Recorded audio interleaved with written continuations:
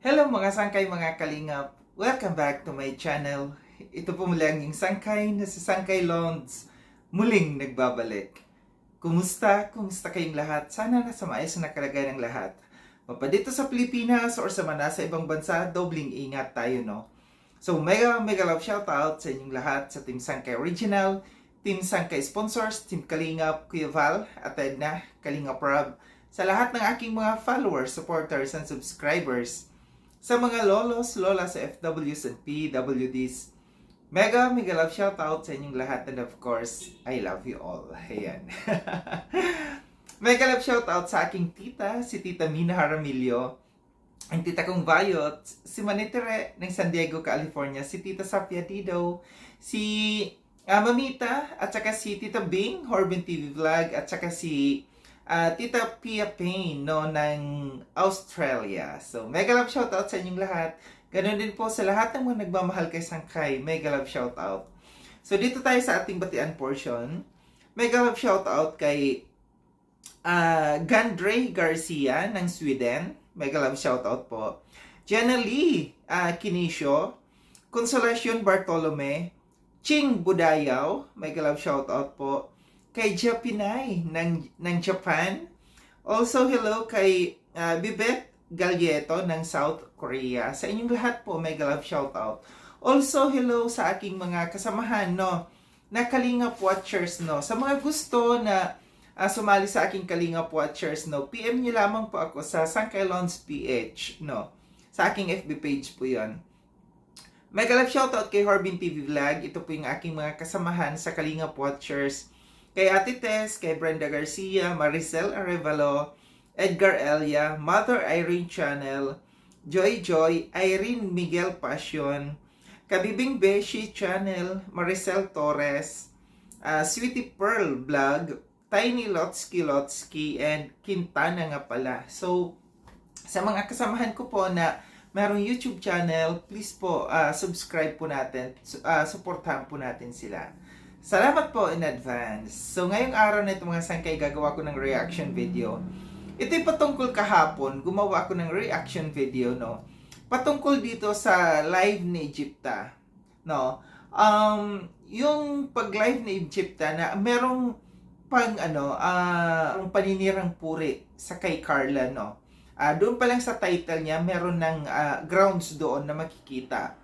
So, ginawan ko ng reaction video, then alam ko na panood ni Kuya Val kasi right after nung pagka-upload ko, siguro mga ilang lang, nag-live si Kuya Val. Then pinasundan ng ibang mga reactors, no, gumawa rin ng reaction doon. So, medyo alarming yung live na yun ni Egypta, no. Ngayon, panoorin natin kasi si Kuya Val nagsampa ng kaso patungkol dito sa live na ito ni Egypta. Panoorin natin itong upload or live na ito ni Kuya Val. Then after natin na mapanood, magbibigay ako ng opinion or kuro-kuro patungkol dito. Tara, mga sangkay, mga kalingap, panoorin natin. Sa atin pong maliit na channel, at ako po ay nandito sa sentro po ng Daet. Punta ako ng Camarines Norte, Cybercrime Division Office. At may reklamo tayong gumawa ng maling thumbnail. Fake news, ha? Itong si Egypta po. Gumawa siya ng thumbnail po. Nabuntis daw si Carla.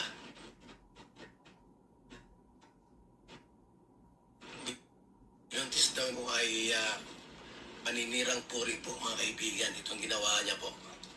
So, ngayon, para masubukan yung kanyang itong si Egypta po na nagpipig news, i-reclaim natin Cybercrime Division para managot sa kanyang mga fake news na yan.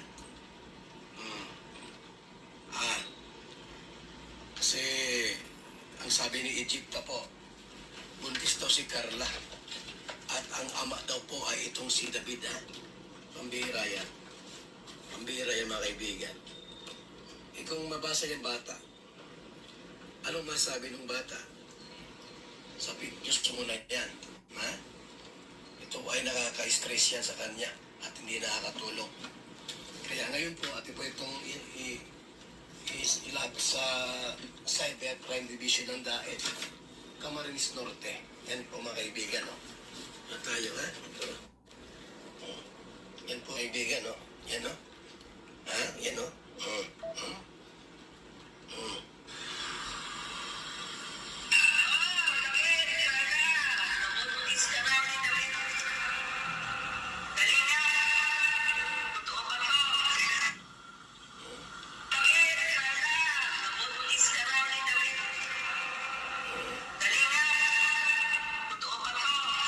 Tapos po, ayan ang kanyang title po mga kaibigan, Kalingap Carla, ha? Nabuntis ni Debet. Mas-cyber tayo. Ito yung ating...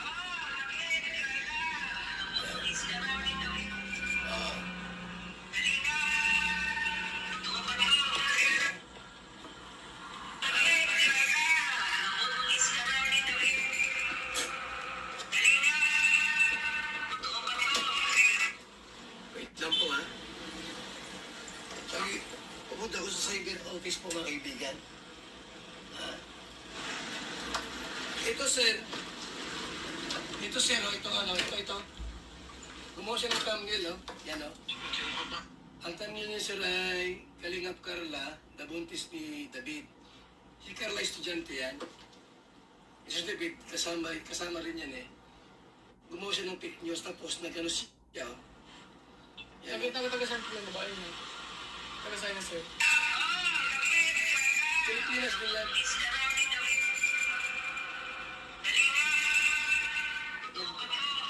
Yung David po si ano Si yan. David yun. Opo, yun. Ngayon, gumawa siya ng kwentong ganyan. Bata ba ito, estudyante? Makapanood ng mga classmate niya. Baka mga... Kalinga Pinges po yan, ano? Yan. Ganda. So, ang channel Ilang na taon na po yan? Sino? Si Carla. 18. Hindi na po minor? Hindi na. Gusto ko minor sana. Papuntayin mo po dito ngayon. Sino? Ay po bukas po. Bukas umaga. Bukas umaga po. Ito sir, itong gawa nito. Pwede itong, di ba yung title niya? Oh? Nabuntis pa. Nabuntis ni David. Kalinga Perla, nabuntismusan mo yun dito. Yan ang gusto kong ano sir, kasi yung kanyang mga pamagat dito, very alarming yung gawa niya eh. Sige po. So, Nakasave mo na yata po sa inyo. hindi pa. Hindi pa po. Yan ako sa yung ano niya. Isasend, ano ko po. Oh, Teka lang po. Kunin ko lang yung cellphone ko. sige, ano natin. Sige po. At ito po. Alam niyo po mga kaibigan, sa totoo lang po si Carla po ay estudyante po yan. Ayaw po namin na ma-stress yung bata. Kaya itong si Egypta po, ingat kayo sa paggawa ng mga content ninyo. Ha? O sige. Wag mag-delete ng video.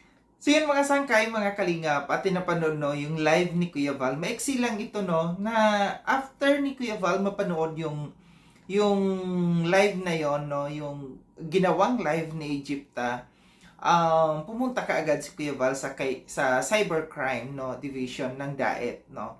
Kasi very alarming nga naman talaga itong ginawa ni Egypta no, na pagpapalaganap ng fake news no. Lalo na babae yung si Carla, tapos estudyante, hindi maganda yung magpapalaganap ng fake news no. So ngayon no, mayroong si Kuya Val na wag mag-delete ng videos mo, wag mong i-delete 'yon kasi gagawing ebidensya. Pero kahit na i-delete 'yan, nakita na 'yan ng police no, ng taga cybercrime, and for sure na-record na nila 'yon no. So mag-ingat. Ito yung sinasabi natin dito no, na yung pagiging balahura may papupuntahan po yan no. Yung pangbabastos sa kapwa dapat isa na sa alang-alang din nyo ang buhay ninyo, kasi kayo rin po ang mapapahamak dyan. Huwag mag-enjoy dito sa social media dyan sa harapan ng camera na pambabalahura ng tao, kasi may paglalagyan po kayo. Ngayon, hindi lamang po yan. So, marami kasing mga umalma dito sa kay-Egypta sa ginagawang ito ni Egypta. Kasi noon pa ito, nang babastos si Egypta, lalo na dito sa Kalingap, no. Hindi lang mabibigyan ng justice si Carla dito, kundi pati si Medet.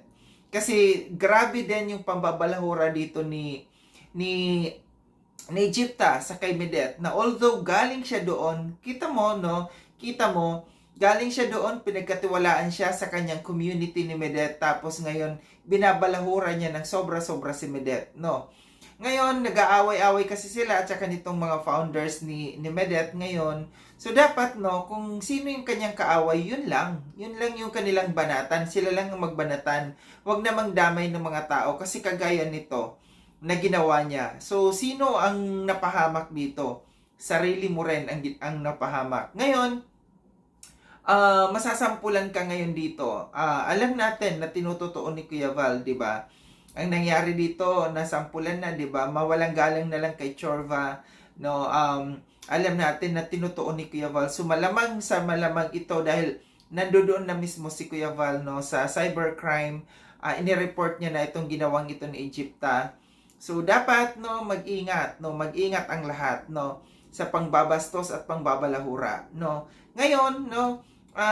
Kung ano man ang kahantungan dito, tanggapin mo Egypta, no? Matuto ka, magkaroon ka ng leksyon, no? Kasi noon pinabayaan ka lamang. Unang-una tinawag mong kulto si Kuya Val, no? Pangalawa, pambabastos mo kay Kalinga Prab, yung sinabi mo noon na kulangutin si Kalinga Prab. Tapos sinabi mo pa na kino-question mo saan yung kita ni Kalinga Prab nung time na binavlog ni Kalinga Prab si Medet, no?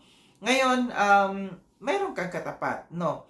So, maganda dito, no, kung kagaya kay Medet, pwede rin siyang pumunta kay Kuya Val, ireklamo din niya para dalawa na sila na magre-report tungkol dito sa kay Egypta, no? Na dapat lang talaga, no, na mabigyan ng leksyon itong si Egypta. Dahil hindi na tama ang kanyang pinaggagawa dito sa social media. Parang hindi niya inilalagay yung kanyang edad, no? Alam natin na may edad na ito si Egypta, pero parang walang pinagkatandaan, no? Hindi niya ginagamit yung kanyang pagiging may edad, no? Hindi niya ginagamit yung nandito siya nang babastos, nang babalahura dito sa social media. So mabuti na lang, no, na si Kuya Val nandyan to the rescue kasi pangit naman talaga, no, nababastusin mo isang bata, walang kalaban-laban. Si Carla walang kalaban-laban dito sa ginagawang ito na fake news ni Egypta. Hindi biro, no, yung sabihin mong buntis yung isang tao at ang nakabuntis ay si David, no? Alam natin na si David ay maayos na taong yan, no?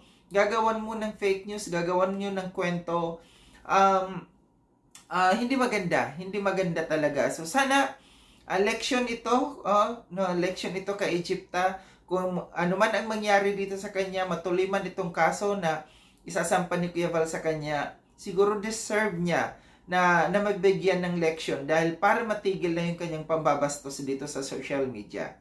So ito lang aking reaction patungkol dito sa upload na ito ni Kuya Val, sa live na ito ni Kuya Val, na si Kuya Val umaksyon na mismo. Ito yung maganda kay Kuya Val kasi pag alam niya na ang isang tao nadidihado, lalo't-lalo na nandito sa Kalingap Angels, no, inaksyonan kaagad ni Kuya Val. And kasi pangit, no, yung sisirain mo yung image ng isang tao, no, na wala namang katotohanan. Muli, maraming salamat mga sangkay sa panonood. Sa mga hindi pa nakapag-subscribe kay Sangkay Long, subscribe niyo na po ako. Click yung notification bell para updated kayo sa lahat ng mga videos na aking gagawin. Like and share itong video na ito mga sangkay. Kita-kits tayo ulit sa susunod na video na aking gagawin.